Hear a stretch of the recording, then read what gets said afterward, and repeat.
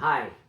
Sexual energy is one of the most powerful energies in the human body, as I have explained in other videos. And physical arousal is the most forceful manifestation of this energy. The cocktail of hormones flowing in our body when we are in this state produces very strong sensations, as you certainly know. It starts with increased heart rate and blood pressure and may lead to total euphoria and ecstasy. My question for you today is this one. What triggers this heightened physiological and energetic state? What ignites social arousal? We usually think of two categories, mental and physical stimuli. So your arousal may either be provoked by your thoughts or by one of your five senses, that is touch, sight, hearing, smell, and taste. But here, I want to take a broader and deeper perspective. So the real question is not really what turns you on, but where do you experience your turn on?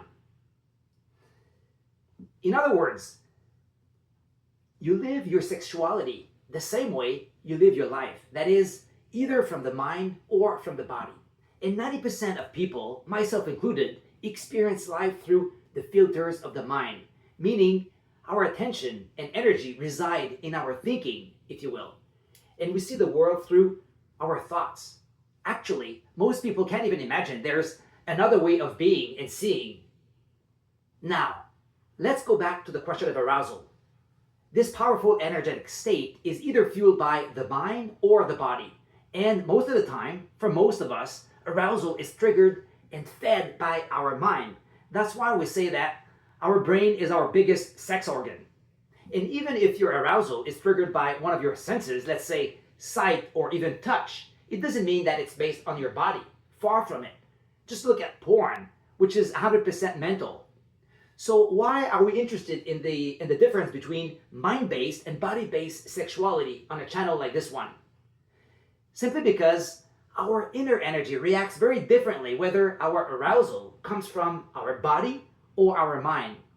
First, let's differentiate these two types a bit more. And then we'll see how our sexual energy responds to each different type of arousal.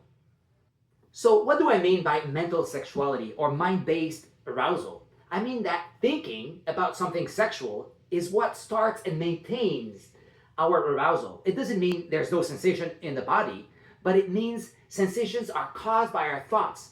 And more importantly, our main focus is on our thoughts. In other words, we rely on our memories, imagination, and anticipation to create pleasure. Here are some examples. Using visuals, creating fantasies, focusing on performance, and generally experiencing sexuality from personal beliefs. Now, at the other end of the spectrum, we have body-based sexuality and arousal. How can we define this approach? It's really simple. It means experiencing arousal mainly through our sexual energy and sensations. But it is not something easy, especially if you're disconnected from your body. And if you don't have any practice of stillness, because it's all about feeling. So if you're not in touch with your sensations when you're not aroused, you won't be when you are. I know mind-based arousal is a lot faster and feels more natural, but its body-based counterpart goes a lot deeper and stays with you a lot longer. We're talking about two very different approaches here. It's like the difference between eating fast food and gourmet food. When we use our mind to produce arousal, we usually try to create stronger and stronger sensations, which we only feel indirectly and superficially. On the other hand, when we focus our attention on our body, we usually try to find more and more subtle sensations. And those are the key to experiencing the euphoria and ecstasy I was talking about earlier. Here are two problems with mind-based arousal. First, the mind here acts as a filter and it prevents us from accessing our sexual energy directly.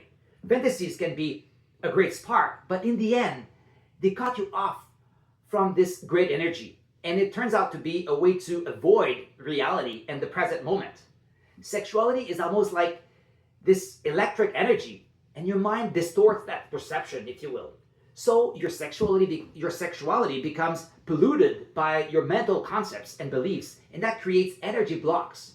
And that's why with this type of sexuality, your arousal usually stays in the genital area. The second problem lies in the movement of energy it creates. Mind-based sexuality usually comes from desire, which is a contracting energy. Basically, you want something that is outside of yourself, and that creates a vibe of neediness and even desperation. And when you project this type of energy, it is not felt as something pleasant to the people around you.